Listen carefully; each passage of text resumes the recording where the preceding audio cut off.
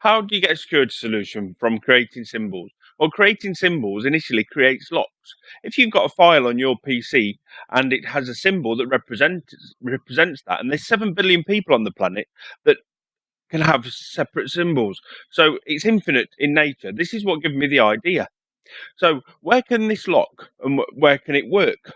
It can work on URLs for browsers, for instance. This can be implemented into that if you see the URL at the top and you change the symbols and nobody else has got these symbols anywhere around the world, they're unique to you, then you can access them. There's different ways of implementing this idea because you've got companies that can spend the money on creating the key making machine, if you like, that they can actually send out keys to their users. So, for instance, if you've got a bank and they want you to access your bank via these keys, they can create the keys for you. They send you the keys, and they're nowhere else in the world. So, this is a simple idea of creating what I see as keys. They are initially symbols. So, keys years ago started off in dungeons and things, big lumps of metal, and they open doors. Simple idea, but effective. How can it work? Well, firstly, the idea is to change symbols on files. So Microsoft could use it to implement things on their computer. They could send keys out with the keyboard. They could send a device that plugs into the keyboard, and you can access files via these symbols. Now, like I say, all these symbols are random and they can be created time and time and time again. And that's the infinite structure of the idea. That's why I believe it can be secure. Yes, it's a simple idea, but if you can imagine, if you go onto a PayPal portal and you've got unique keys to access their URL, then they're unique to you.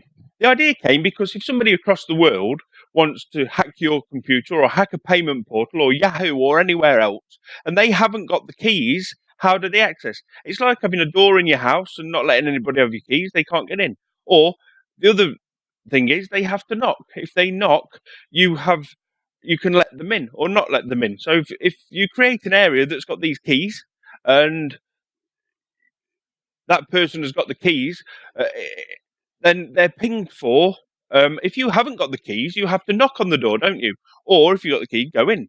So this is a security solution by creating keys and locks on the internet. And this is my idea. I'm hoping this video or the other videos I've done on this method can be good in copyright, because a copyright, you can send a letter back to yourself in a sealed envelope and it gives you the idea as a copyright idea. So with that implementation, sending a video onto YouTube, then the idea that you can't alter the video, and this is the video that I'm sending out, and the other videos I've sent, to copyright an idea that is solely mine. But where can this idea be used? It can be used for securing files on your PC. So if you've got core files or information, you could have something that enables you to get into there. It could be an extension to the keyboard or something you plug in via USB. On your phone, you could have keys.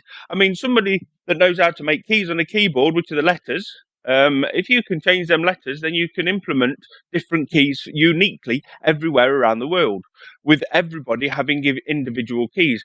This also incorporates a way for piracy.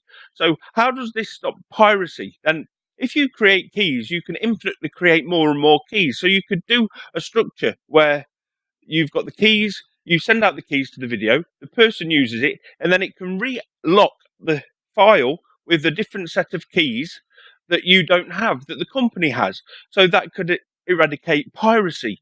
And there's a big thing there. So because it's infinite. Also, I've created a system in which way you can use it that incorporates the fact that if you've got a key in your house and you need to and you own a shop and you want to go into the shop, then you have to enter the house, get the key to the shop, then go and open the shop. By having infinite keys, you can have a 3 or 4-way lock-in system. See, it's infinite. So you've got 3 or 4-way lock-in system where the consumer has to get the key. The key goes into the corporate company, say, and then another key opens there, which gives them another key, which then opens a key on the consumer and back again. So initially, you would have to hack the bank to get the key at the consumer end and the consumer to get the key at the bank end. So you would have to hack A to get into B and B to get into A. So you couldn't directly hack somewhere by using this system. It's a very easy system to understand. I wasn't looking for it, but I believe it can secure digital devices on this manner. So please share this video and help me get this idea out there and help people secure their files, their personal information, and anything that they need to digitally lock. Because it's infinite, it can be used anywhere digitally. Thank you.